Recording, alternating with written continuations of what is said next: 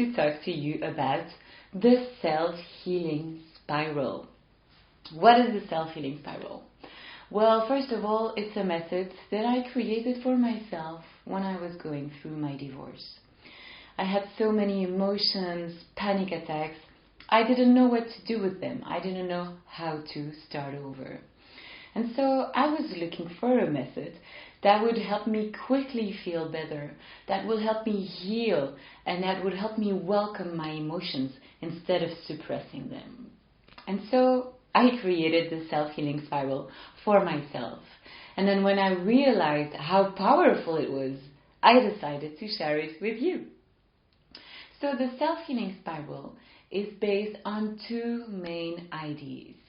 The first idea is that healing is not a linear process. It's not every day it goes better until it's finished. No, it's more like up and down, right, left, we go forward, backwards. It's actually more of a cyclical process. And so when I realized that, I started wondering, what are the steps in these cycles if we have to go through the same process several times? Well, I realized that the things that truly heals us is love. And that's the second main idea on which the self-healing spiral is based. And when I'm talking about love, I'm talking about self-love. Of course, it's amazing to feel the support of our friends and the people around us, but there is nothing like loving ourselves. Why? Because the wounds we have, the things that hurt inside of us, come usually from our childhood. And they come from an experience, from a situation that we have perceived as a lack of love. And so, because we have seen a lack of love, we thought, if that person doesn't give me what I need, and it's because she or he doesn't love me. And if he or she doesn't love me, it's because I'm not lovable. I'm going to give you an example.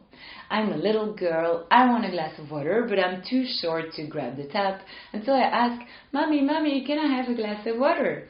And your mother is cooking, she's super busy, she had an intense day, the dinner is burning, and she is telling you, come on, just wait a minute, I'm busy now, you'll have your glass of water in 5 minutes.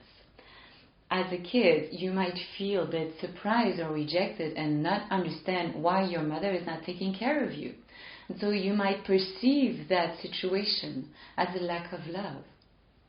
And then you're going to think, well, if my mother doesn't take care of me, it's because she doesn't love me. And if she doesn't love me, it's because I'm not lovable. And so we start to understand that we're not perfect, we're not lovable, and we stop loving ourselves. And this is when our wounds appear. The wound of rejection, abandonment, humiliation, treason, and injustice. And these wounds have several layers. These wounds need to be taken care of on several levels to be healed. And this is why we need to do that process several times. And so in the self-healing spiral, there are exactly 6 steps. The first step, you already understood it. It's an event that is going to trigger a wound. The wound might not be conscious, and that's perfectly fine. Because you're going to hear or see that you have a wound because of the emotion that it's creating in you. The emotion is the second step. Then the emotion, you have the choice. Either you welcome it, or you suppress it, or you let it completely overwhelm you. Of course, it's better to welcome and even to honor it, because emotions are there to help you heal, to help you release the things that don't serve you anymore. And so I have created 3 really practical steps for the part of the welcoming and honoring your emotion.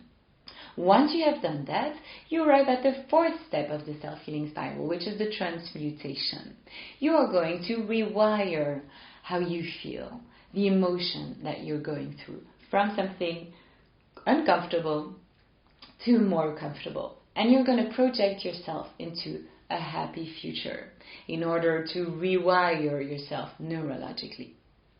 Once you have welcomed the emotion, once you have done the transmutation, you are ready for the 3rd practical, but also the 5th step of the self-healing spiral, it's called the step of practice. I have called it this way because you're going to do some small exercises, and the more you do them, the better you're going to feel. So it's going to become a regular practice in your life.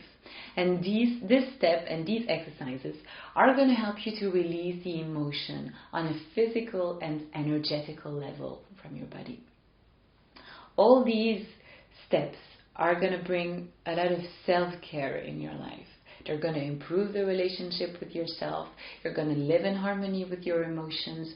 You're going to rewire fears, blockages, traumas. You're going to really have a regular practice of self-care. And all this is going to increase the love that you have for yourself, which is step 6 of the self-healing spiral. And it's this love that is going to heal your wounds. Your wound is going to become smaller, and so you're going to go higher in the self-healing spiral. And then you're going to do it again and again and again until you are at the top of the spiral. And sometimes life is going to bring you down, and it's normal because we are always in a learning process. But with the self-healing spiral, you now have a method to go back up and to feel much better in about 20-40 minutes.